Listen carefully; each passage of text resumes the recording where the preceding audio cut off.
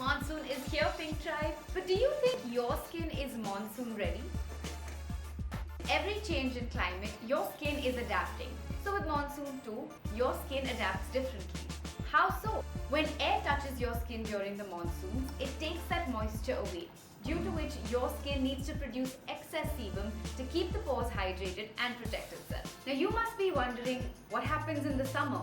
The air has more vapor than ever before, which causes a moisture imbalance in your skin. So your skin sheds extra moisture by sweating. The more you sweat, the more clogged pores. So now, let's curate your skincare routine for this monsoon season. First, use the cleanser to clear that excess sebum. Then, use the toner to take off any excess dead skin that may be left and protect your skin's moisture barrier. Non-comedogenic moisturizers are a must to keep those pores unclogged and maintain that hydration level. Whether you have oily or dry skin, a moisturizer is a must.